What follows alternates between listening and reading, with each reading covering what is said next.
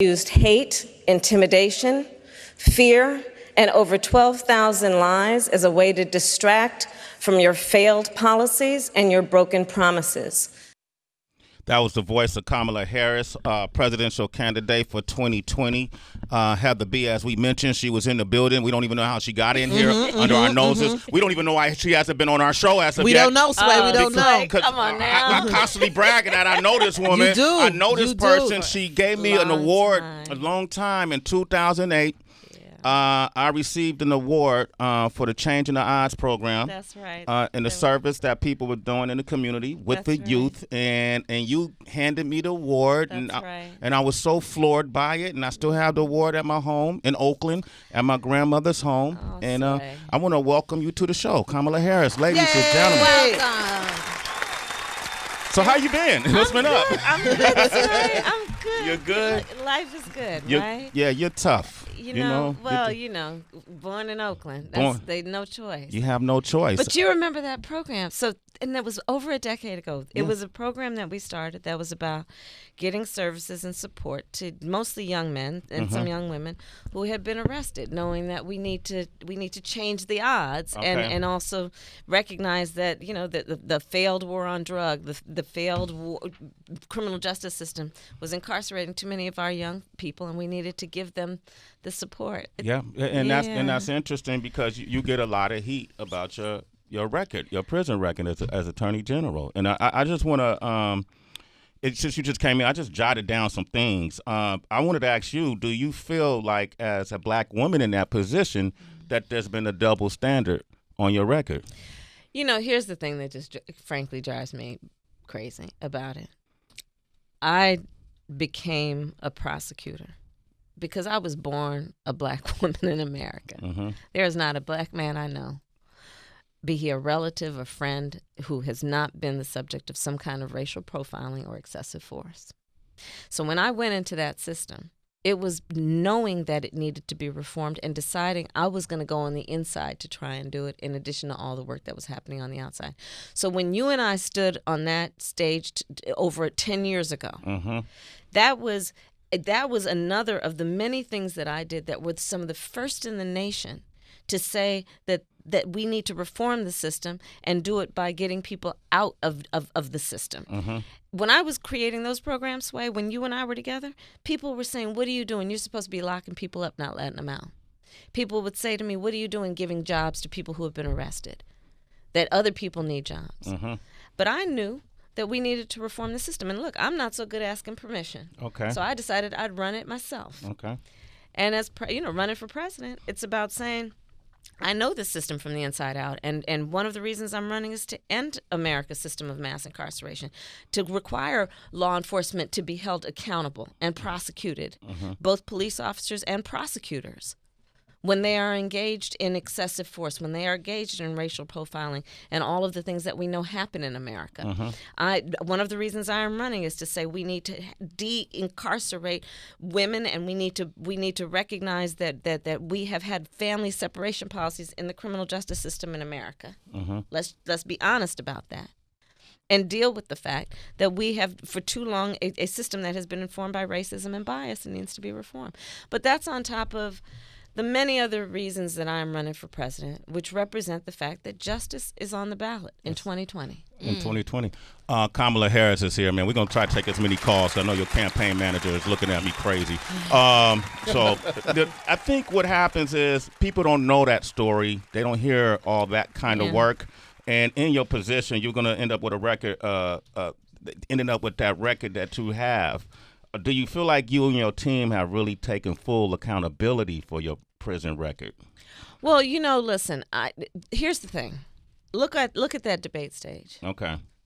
There is not a one, maybe with the exception of Cory Booker, who has ever worked on reforming the system. They can talk a good talk now, but the question needs to be asked of everybody on that stage. Where were you 15 years ago when Kamala was creating first-in-the-nation programs that were about getting people jobs and getting them out of jail and not letting them go to jail? That's the question that needs to be asked. And then, look, I'm going to also always say to you, look, part of the reason I did it and the work that I did was, yes, I specialized in crimes against women and children. Yeah. Part of the work I did was I would be sitting in my office and the front desk people would come and say, there is another mother here. And it would be a mother who would arrive at the front desk and say, I want to talk to Kamala. I only want to talk to Kamala. And I'd go and greet her, somebody I'd never met. I'd take her back into my office and she would cry and talk about the fact that nobody was taking seriously the fact that her baby, who was her adult son, had been killed. And she'd say, they look at me as though I'm supposed to accept that this was just a statistic and it was predictable. And they would say to me, if my child had died as a result of cancer or a car accident, maybe somebody would respect my grief. But instead, they look at me as though this is something I should just accept. And why isn't anybody out there investigating the murder of my child? The work that I did was about saying those laws that were created that were about profiling people around gang association based on where you live, the clothes you wear, the music you listen to. That is about racism and not about what is about creating safe communities. Kamala Harris, I got to fire off as many questions as I can here. All right, let me just fire off questions. Let her do quick answers. Okay. Campaign manager. Yeah. All right. Quick question regarding reparations. What would be your next step after studying them? After studying, we need to deal with the systemic racism in the system, and let's be clear about it. Okay. Let's start with public health. When black women are 3 to 4 times more likely to die in connection with childbirth than other women, we need to deal with the fact that this is an issue of racism in our public health system. Because be clear, Sway, regardless of what that woman's education level is or her socioeconomic status, black women are 3 to 4 times more likely. Remember Serena, what happened? And why is that? Because literally when a black woman walks into a hospital room, a doctor's office, or a clinic, what she is saying about her health care is not being taken seriously. Let's talk about equal pay. Yeah. Right now in America, we're looking at the fact that when you look at race as a result and equal pay for equal work, again, I'll talk about black women. White women are paid 80 cents on the dollar as compared to white men. Black women are paid 61 cents on the dollar. Let's look about what's happening. Come on, Sway. Black women. No, seriously. Absolutely. Hey, I'm a black woman too. How you doing? Okay, Sway? let me ask you this. You recently released a Change Healthcare plan after advocating for Medicare for all. What made you make that decision? What are some of the biggest differences in your new plan? My plan is about covering everybody in America being covered by Medicare. It's about bringing costs down. It's about getting rid of co-pays and deductibles. It's about also saying that I'm not going to take away your choice about private plan or public plan in terms of your insurance company. That I'm going to let private insurance companies be in that space, and then they're going to have to compete to offer the best plans, but I'm not going to take that away. That's going to be a big difference. That is a big difference between me and some of the other people on the debate stage. Okay. You want to ask a question? Yeah, I do, because for me, I fall in the demographic of sort of like the everyday family. Yeah. My husband and I, we own a home, we pay our taxes, we do these things. Right. But Kamala, to be honest, it's hard to maintain that living. If we had a kid, we think about children, but can we really afford?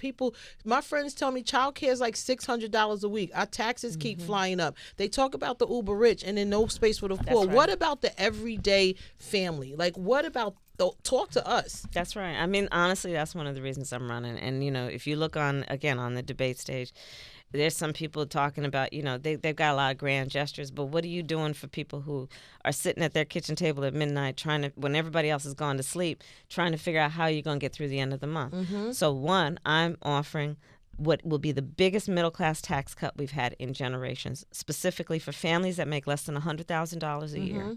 They'll receive a tax credit of up to $6,000 a year that they can take home at up to $500 a month, specifically on child care. So my sister and I were raised by our mother. We grew up in an apartment on top of a nursery school. And thankfully, the woman who ran the nursery school was our second mother. And so when my sister and I would come home from school, which was hours before my mother would come home from work, Miss Shelton would take care of us. Well, I know that was a blessing in my childhood. And I know most working families don't have that. So what happens? The school day ends at 3. The work day ends at 5 or 6. What's going on with those children? Well, if you look at the cost of childcare, if you don't have family to help take care of those children, you're looking at $600 a month. Childcare in many places costs more money than tuition for college in those same places. Wow. So what I'm proposed to do, and it's based on my experience growing up and the majority of families, is to say that we will put a federal investment in schools so that we will extend the day, but the school curriculum will go for the normal hours, and then we will basically have after-school programs in those schools so that those parents can work their full day and not have to worry about losing their job to come home and take care of their child or just not being able to afford to take care of their child, so not working at all. And again, that's about seeing how families are really living. There is so much about how the rules have been written in a way that are not about protecting and supporting working families in America. Kamala Harris is here. She has to go. One last question. I remember this. You now believe in abolishing the death penalty. Yes. Okay. I want you to speak on the cultural criticism of candidates who beliefs actually change over the years. We see that all the time. Well, as you remember, Sway, I mean, I've since childhood, known that the death penalty was wrong, how it has been applied. And also with DNA, that we know that there are people who have been sentenced to death who were innocent. So I've always been against the death penalty. And when I became district attorney of San Francisco, as you will remember, there was a tragic case where a police officer was killed. And law enforcement, the police union, everybody wanted me to seek the death penalty, and I refused to do it. I took a lot of political heat for that. People said that would be the end of my career. But, the question becomes for everybody. At that moment where you are faced with a real decision as opposed to giving some lovely speech on a stage, have you been ever faced with the question about what you will actually do? And on this subject and so many others, I have been faced with that question. It's not about just saying something now that people are running for president. I have been faced with that question. And I stood strong in saying I would not seek the death penalty. All right. Kamala Harris is here. We got the Iowa caucus is coming up. I know you plan to support the Iowans. Yes. But how do you plan to support them beyond that date and let them know that they're not just being used for this moment? Yeah, that's a great point. I mean, I'm spending a lot of time with families in Iowa, place from Waterloo to Des Moines to rural communities.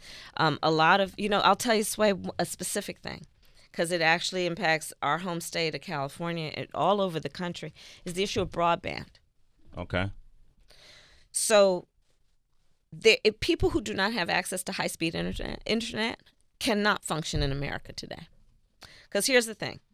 Kids cannot do homework without access to high-speed internet. Like, gone are the days of Encyclopedia Britannica. That's an old thing. Okay? Entrepreneurs, small businesses. One of the greatest economic strengths in black neighborhoods has historically been our small businesses. Small businesses cannot survive, much less thrive, without access to internet. Let's talk about health care. You're trying to get mental health treatment, which we need to deal with and need to deal with childhood trauma. When you're trying to talk about telemedicine, right? So in those communities where the service provider is not there, but you could do it online. If you don't have broadband, you don't get it. So poor communities in America do not have broadband. Basically, you know how America had, for example, a commitment to electricity? To say everybody should have electricity because it was this new thing, and everybody realized you can't have it without, right, a commitment to actually installing it so all families will have it. Part of my commitment is that we will make sure all families have access to broadband. This is a big issue in Iowa. It's a big issue in South Carolina. Right? Yeah.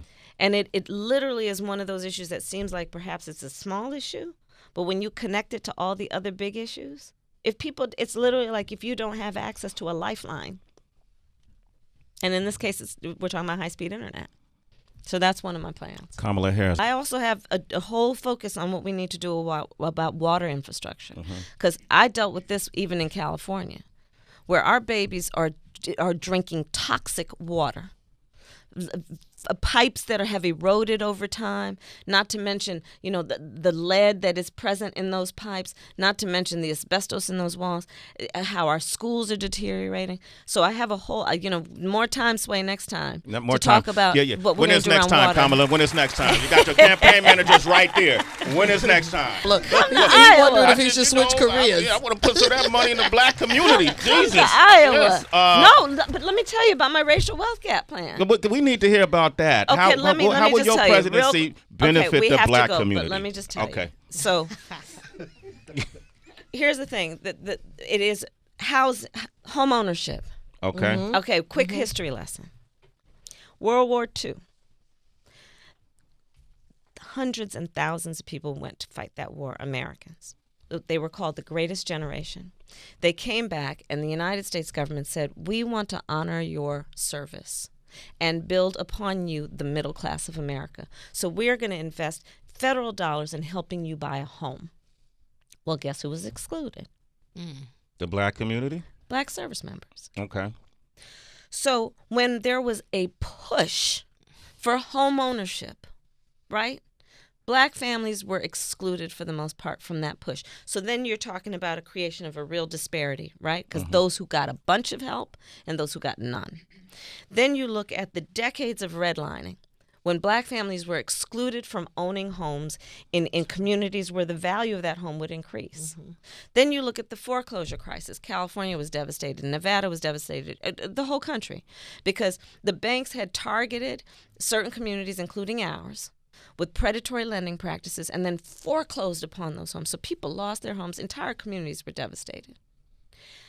And so let's talk about the fact that home ownership is one of the greatest sources of intergenerational wealth in families in America. What am I saying, intergenerational wealth? Okay, so here's the thing. That home gets passed from your grandparents to the parents to the kids. Let's talk about another way of thinking about that. So your kids say, Daddy, I want to go to Howard University. Now, that's a shameless plug for me. Okay, yeah, well, you know this, yeah. I want to go to Howard University. And you say, honey, you don't have to go and get a loan from those private lenders who are going to charge you so much interest. I'm going to take some equity out the home to help you with tuition. Yeah. Or maybe your son says, Daddy, I want to start a small business. And you say, son, instead of you taking out a loan, I will take some equity out the home to help you with startup capital to start your business. Intergenerational wealth through home ownership. So my whole plan is to invest billions of dollars, and in particular $100 billion, in communities that are historically redlined communities and in families who are living in federally subsidized housing, to help them with down payments and closing costs to buy homes, recognizing that literally home ownership is one of the greatest and the smartest ways to improve the economic standing of a community, much less a family, intergenerationally, and can be one of the smartest ways to start getting and dealing with the fact that in America today, black families have 1/10 of the wealth of other families. And we need to recognize what's been going on historically that has led to those numbers. And we need to deal with that. Kamala Harris, she's going to come back and talk about HBCUs and how she plans to support HBCUs and her presidency, which is extremely important. I know we had to do a quick fire interview. You guys are coming back, right? Yes. I might come to Iowa. Come to Iowa, Sway. All right. Okay. Thank you for stopping by. Yes, thank you. All right, and good to see you. You all right, too. get out You there, too. toes down, and and talk to the people. Yeah. Don't talk to the candidates anymore. Yeah, Talk to the people. I hear you. You don't have to react to that. That's distractions for you, and it makes the messaging convoluted. Yeah. Be direct and talk to the folks, Kamala. I hear All right. you. Okay, I hear Kamala you. Harris, ladies and gentlemen. Yes. All right. See you in the morning.